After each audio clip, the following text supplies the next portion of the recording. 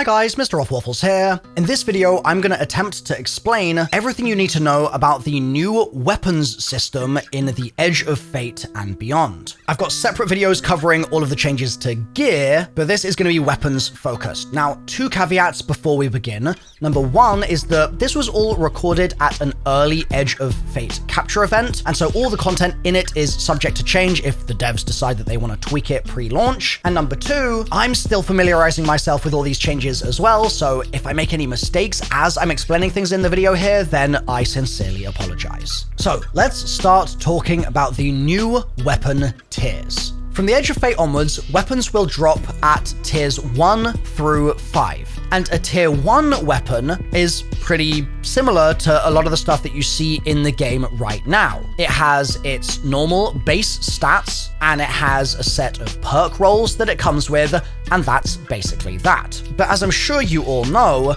there are other types of weapons in Destiny right now that, for example, have multiple perk rolls that you can switch between, and they'll also have things like attachments that you can change, like changing out your barrel, or they'll also have a specific attunement to a certain stat. So that might be your range or your stability or things like that. And so what this new tiers system does is it takes all of those things like adept stuff and everything just beyond the base stats of a given weapon, and it sorts all of those things into the tiers. So if you get a tier 2 weapon, that will have 2 enhanced perks. So the current system would be that you would enhance the weapon, and that would then get you the enhancement on both of the perks. But now at tier 2, it just has the enhanced perks by default. Then if we move up to tier 3, you're gonna keep your enhanced perks, so you'll have 2 enhanced perks, but you'll also have columns with multiple perks to choose from.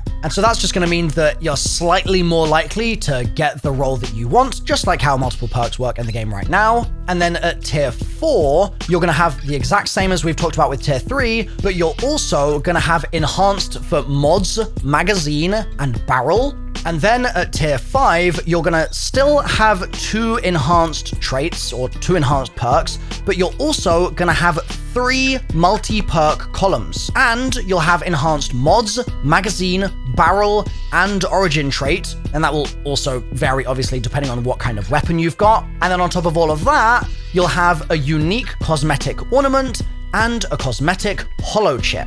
So let's talk about the cosmetic stuff in a second, but first I just want to show you what a tier 5 weapon looks like. There's obviously a whole lot of enhanced perk arrows on this thing. It looks pretty juiced, and this is going to be the norm for everything at tier 5. And keep in mind, I didn't need to do anything to the weapon for all of this stuff to be enhanced. It's just how it comes when you get a tier 5 drop. But that doesn't mean that there isn't anything you can do to it, because the masterworking system will still be present. So you can see in your weapon mods section, you've got stuff here that will be very familiar if you're already a Destiny player. So there's this mod in the middle, which is basically assigned by default to a given weapon. It's a random roll, and it dictates the main stat that you can boost by masterworking. And then if you hover over the masterwork, you can see that it will slightly improve your stats. And each tier of masterwork that you add will give 1 stat point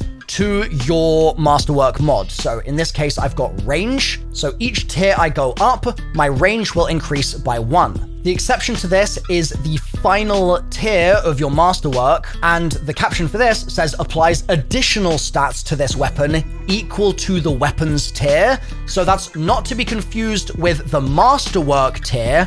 Really, I think they should rename that. But this is focused on the weapon tier. So this is a tier 5 weapon, and if you look at my stats on the right-hand side and how they're going to change when I reach my final masterwork level, let's say, it will bump me up not just to 35 range, but it will actually go all the way to 40. So that means a full masterwork is giving me 15 extra points in my kind of primary stat that is the role that I have on the Masterwork mod, but then it will also give me an additional 5 stat points based on being tier 5 in 3 of the other stats. And as you can see, they're going 25 to 30, 34 to 39, and 25 to 30. So Masterworking total is basically giving you 30 extra stat points, half of which go into the Masterwork mod stat and half of which go elsewhere. Now you might think that that's the end of it, but there's actually also a new feature which applies to all quote-unquote new gear, which also makes a pretty decent difference in the evaluation process of what weapons you might want to use. So we're all used to the seasonal artifact giving you options to get